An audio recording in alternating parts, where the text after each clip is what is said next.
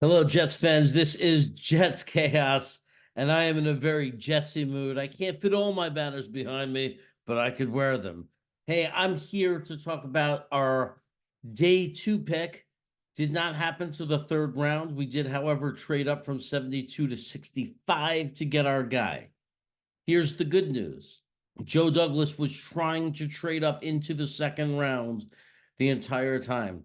It reminds me of when we traded back into the first round to get JJ, and we were trying to trade all the way up to 16, 17, and couldn't get in until 26. And that was very fortunate for us. It was very lucky because it came at a much cheaper price. And because of that, we didn't have to overpay to trade up those 7 spots to make sure we got our guy.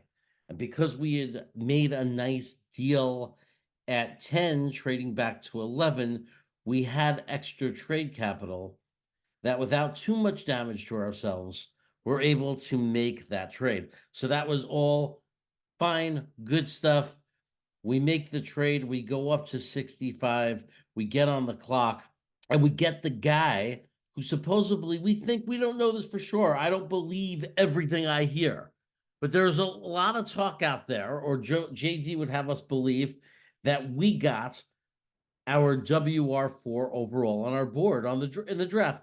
Now, look, half a dozen one, half a dozen of another, right? I mean, the point is they loved him. They loved Malachi Corley. They wanted to get him, and they traded up to make it happen. And after selecting a tackle in the first round, we all agreed as Jet fans that we really needed to add a weapon.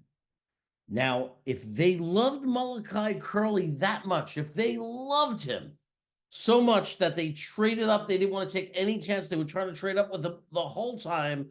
And even at the end, they panicked and they said, we're not going to risk getting him, not getting him, even though a guy like, even though Troy Franklin was still on the board, even though Roman Wilson was still on the board.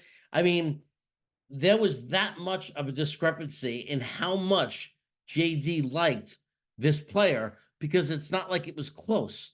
If it was very neck and neck, he would have just waited calmly for Franklin or Roman Wilson, and he would have gotten somebody like that. No, this was the guy he wanted. And just in case you haven't heard, you probably heard Yak Machine.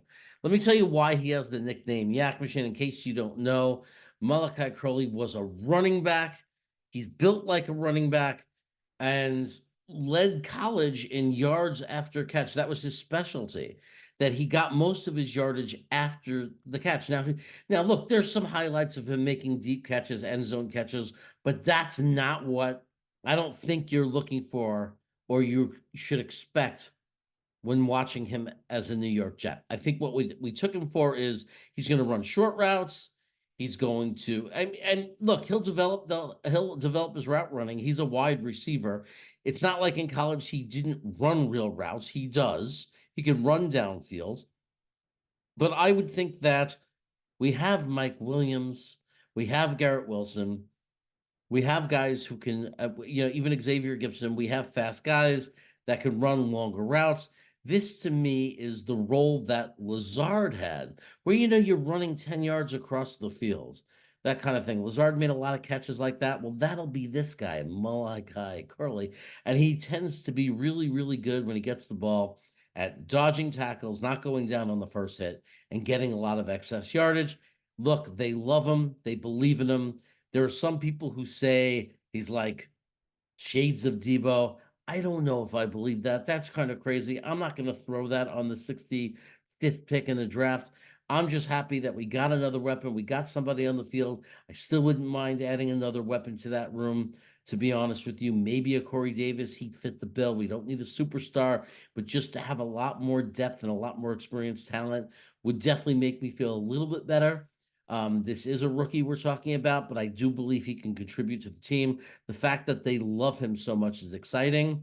The fact that they traded up and got him is exciting. JD has done very well in the as far as performance and results of the players he has traded up for. That has worked out very well for us. So I'm excited. I'm going to give this an A minus. I'm really, really happy with it. I didn't expect us to get the top choice out of the second tier of wide receivers that we wanted. And apparently we did. Apparently we got the guy right out of the big three, which it makes me excited because they know what they're looking for. Aaron Rodgers was excited, and let's go Jets. If we stay healthy, we've now addressed the two rooms in the biggest need of depth in Olu Fushano and in Molokai Curley. So this is good news for Jet fans. I'll be here to talk about future picks. I'll be back. Look for my videos. Subscribe to the channel if you like it. If you like the channel, if you don't, don't. But if you like the channel, subscribe. It really helps. 30% of the people who watch this video, 30% of the people that come onto my live shows, 30% of my viewers and audience are not subscribed. They're not subscribed. All you have to do is hit the subscribe button. So it doesn't take a lot. That's all we ask for here, really. Just your support, the subscription, subscribe. It's just pressing a button. You'll get notified of my future videos, and you'll get to see what crazy antics I come up with next. I'm not trying to be weird about wearing this. I just want to wear my Jets luck flag. It's just lucky to me. It's one of my Jets flags, and I wanted to be in the video. So there you go. Take care, everybody. Until then, let's go, Jets.